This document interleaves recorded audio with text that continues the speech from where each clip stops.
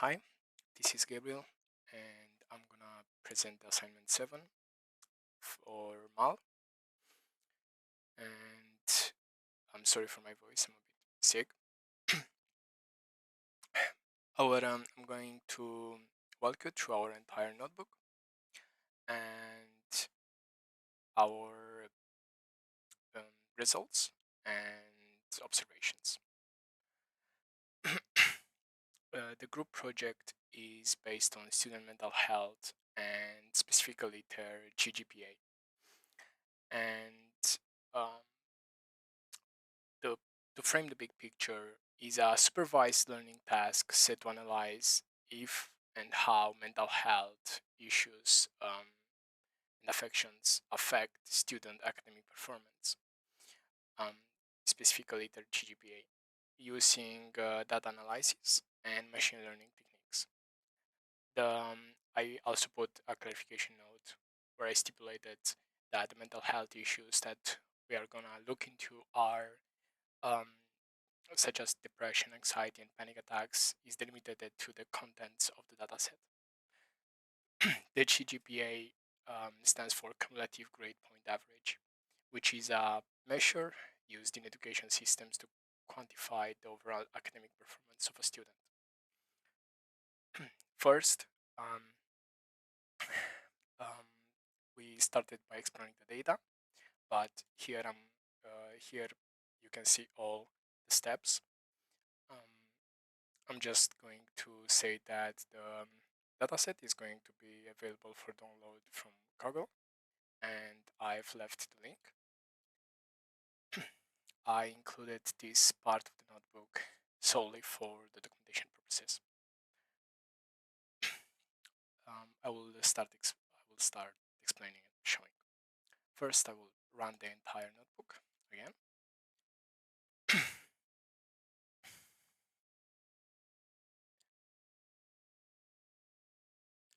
Right. Since it's executed, I will start by saying that first we gather the dataset and create a Panda data frame, and then perform the um, checks for its size, type, and structure. And of course, we have to import the pandas, and I've named it as PD.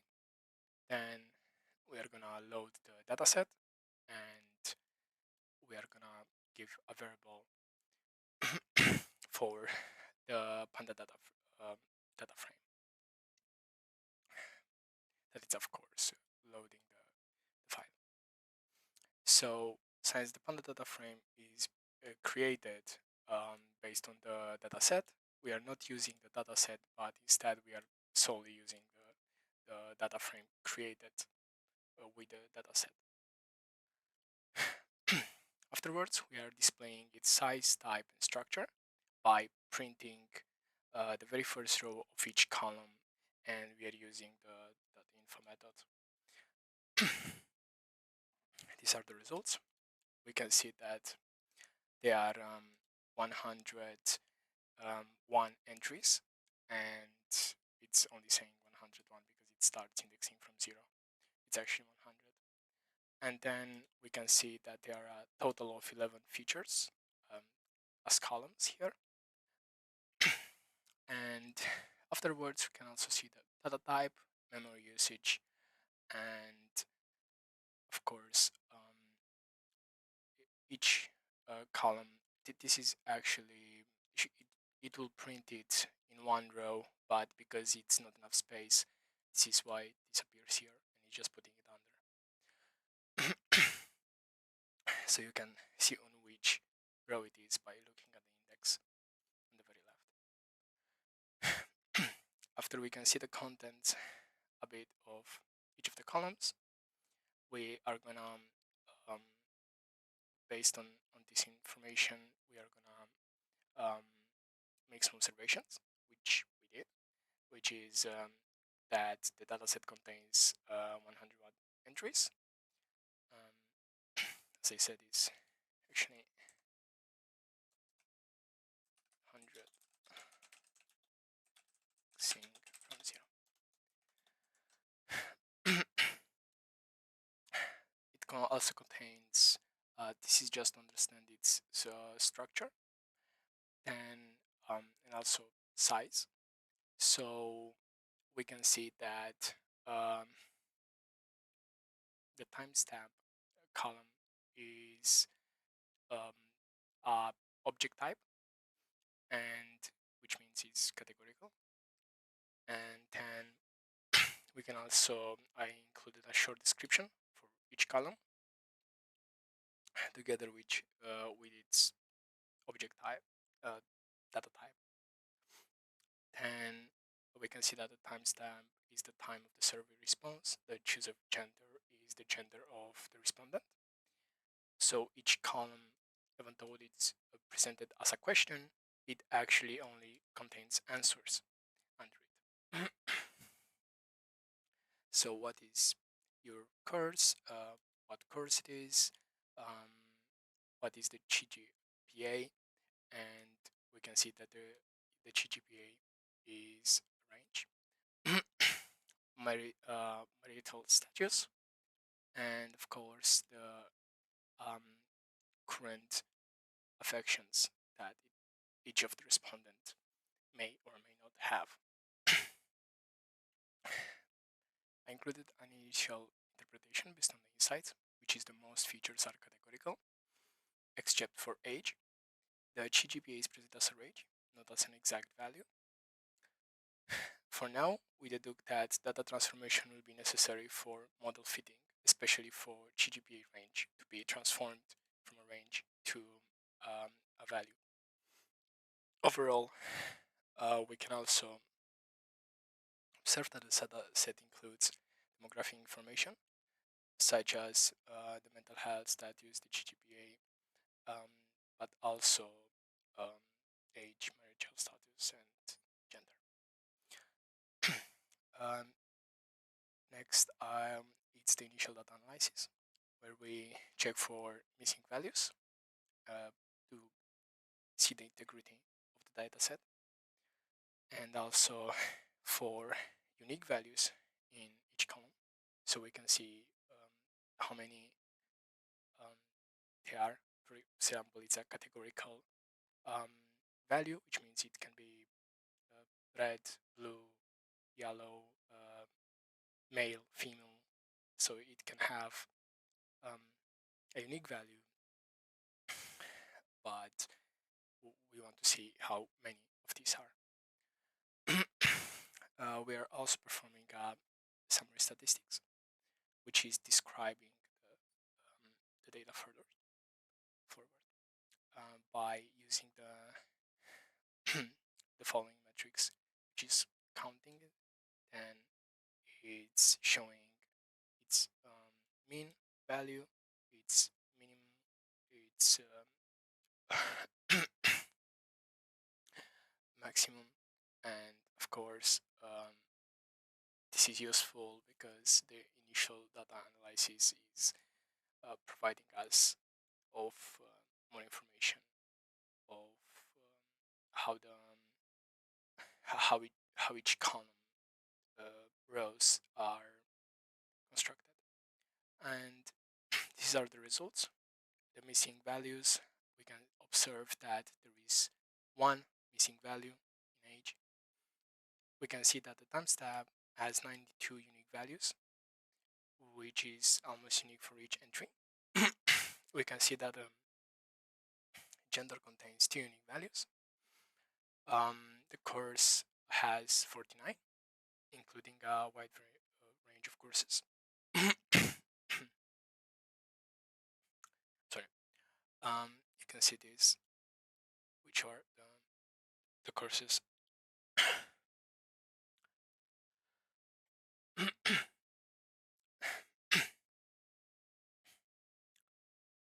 Going forward down, we can see that the results from the info statistics on the age row is showing us that the age has a range between 18 and 24-year-olds. The mean age is approximately 20.5 years. And also we can see that data is slightly right skewed,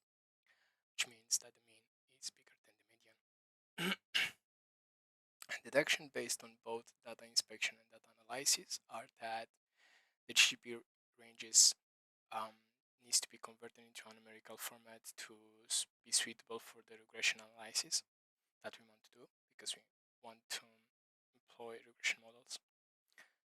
The timestamp is a column that we can already suspect that it will not be useful, so we deduct that it could be dropped, but we are not doing that yet. We are just understanding the data for now. Then handling the categorical and the missing data, which is that the most columns being categorical, we require encoding for the model fitting.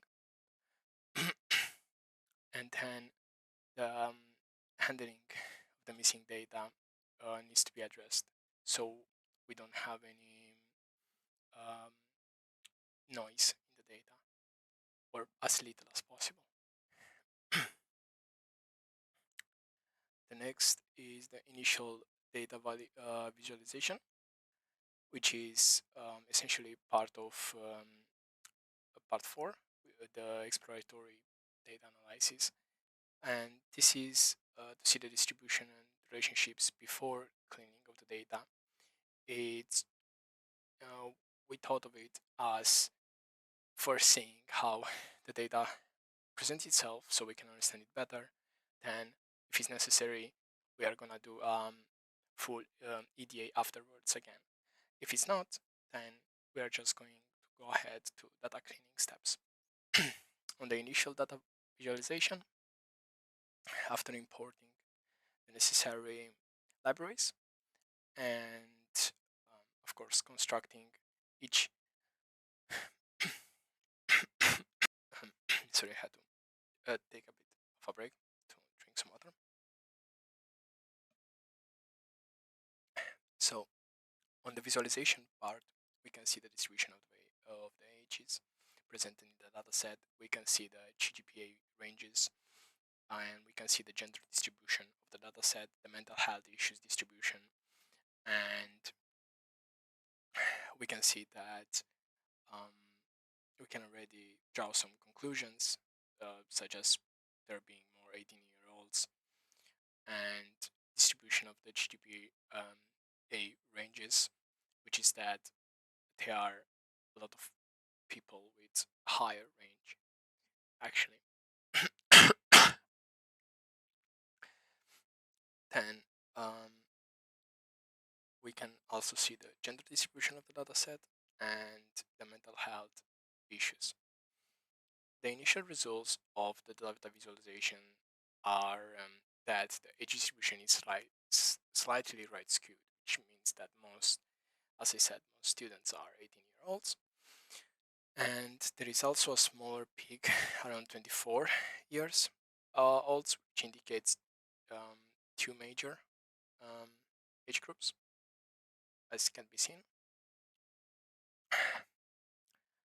And then going forward, we can see that the GGPA ranges are very well distributed, but most students fall within the 3.34 and 3.52. So bigger ranges are the predominant ones. The dataset seems to have relatively balanced distribution of genders. Significant and then the mental health issues distribution is also showing that a significant number of students report having depression. A large portion of the dataset is indicating anxiety, and fewer students report having panic attacks compared to distribution, depression and anxiety. Final deductions based on this initial data exploration so far is that we consider that the GGPA range should be converted into numerical values for regression analysis. We might also consider using the midpoint of each range as the representative value. The encoding of the categorical variables needs to be done. So before it can be used by the regression model. The handling of the missing data on the age column should be addressed and needs to be addressed either by using the median or the mean of the age row.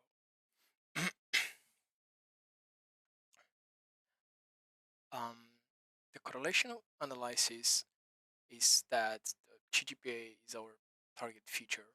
We can already see this without going into any exploratory steps.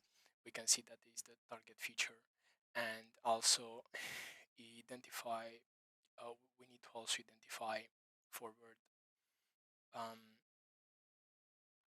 exactly how the mental health issues correlate with our target value.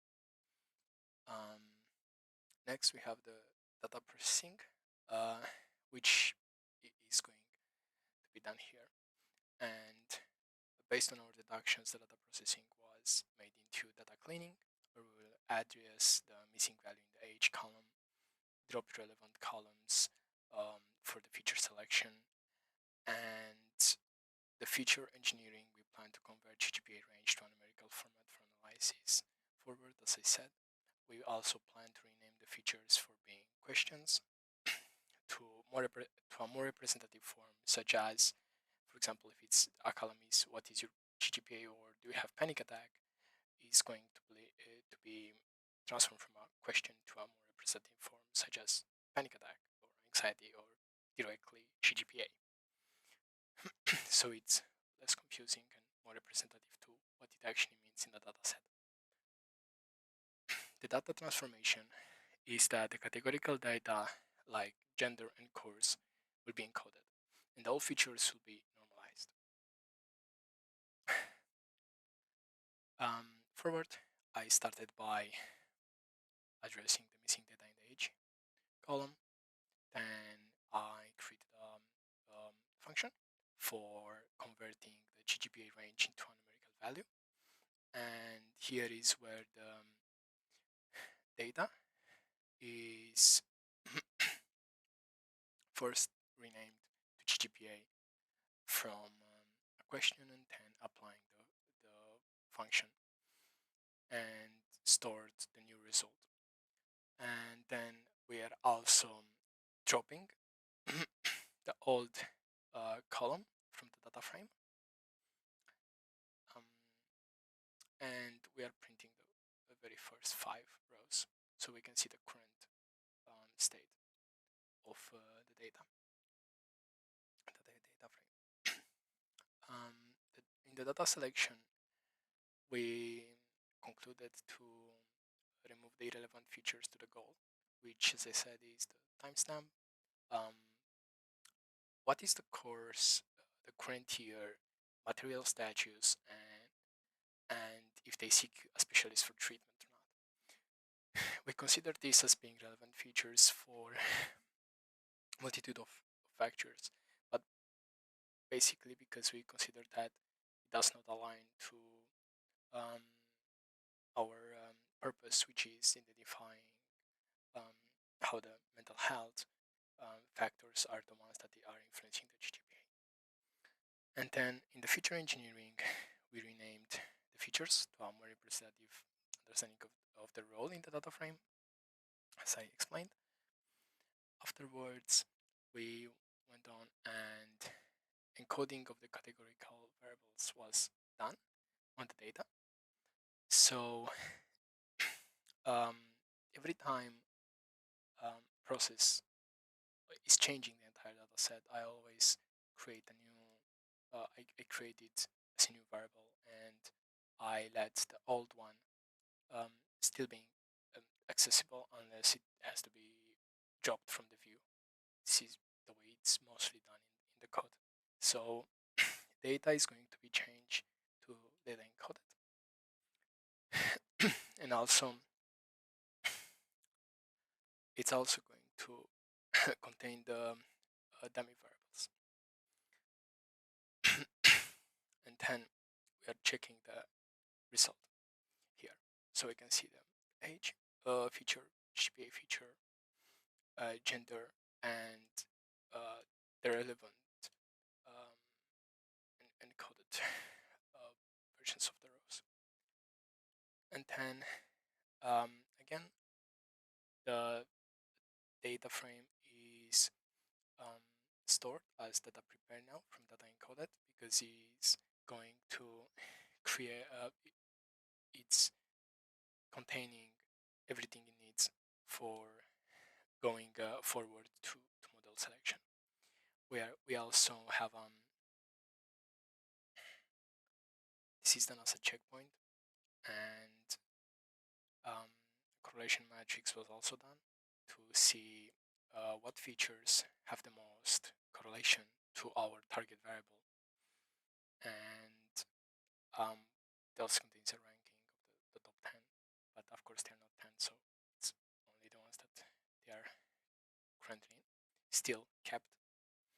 So from the kept ones, we have anxiety, and as the most close one, as I've noted in the observation as well.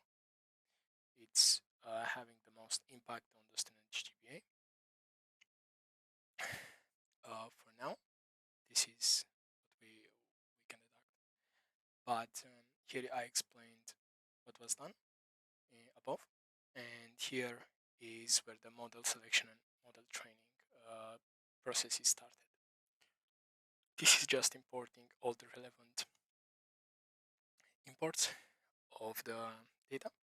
Then here is defining the features in the target variable, and afterwards is splitting the data 80-20, and then is also standardizing the features, and going forward is where we implement a few of the models, which is the linear regression model, the decision tree model, k-nearest neighbor regression with a key factor of 3, k of 3, and we also implemented the random forest and the gradient boosting regression.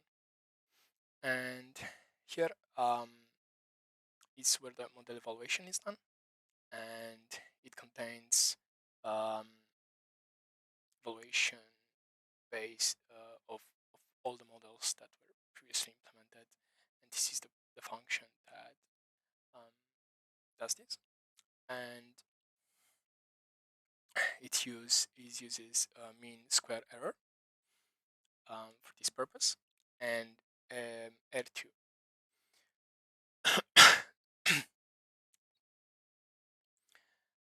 Afterwards, we can see the results of the evaluation, and I wrote our observation that, as we can observe, random forest and k-nearest neighbor are the best performing models. Afterwards, we have the model fine-tuning, where feature importance analysis is done, which determines which features have the most impact on the GPA. And based on our two results, we identified it. So the first one is a ranking using recursive feature elimination. So you have the model that we have for the regression models, the linear regression, and then we have them. We have a ranking for each feature affecting the target variable. So we can see that each feature is being displayed, and its rank it's not it's not sorted. It's just displayed, just printed, and we can see that, as we suspected earlier, anxiety is first. Then we have the gender male because this is the second more important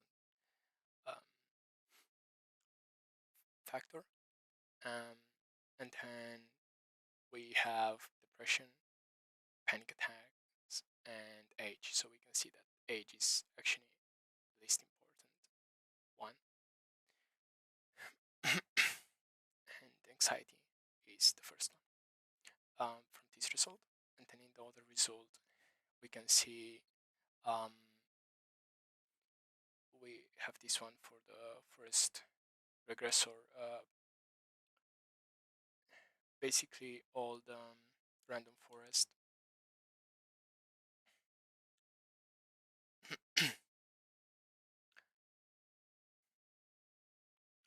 So next we can see the results for the feature importance on the tree-based models, and here we can see that age is considered the most important, and panic attack feature outtakes the anxiety as importance. So based on these results, this is our conclusion and result interpretation. So we can conclude analysis with the following findings: is that the students with the highest higher GPA have one or more conditions, um, such as anxiety and panic attack. These are the most predominant ones. And we can see that the ages where these conditions are affecting are between 18 to 24-year-olds. However, accuracy, since the dataset only provides respondents that are between this range, we cannot realistically consider this as only being the range that it is being affected. Then we can say that the condition represent a minority for the students. The conditions represent a minority for student science. Based on the result, there is a balanced number of people that responded to which yes or no to each of the conditions were asked. So it was also seen here where we counted each of the distribution. um,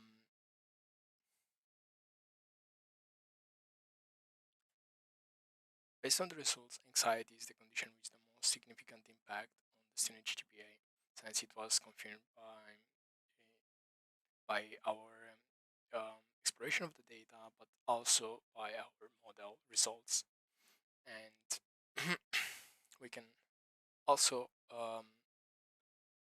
say that it's confirmed by the ranking in feature importance, as I said.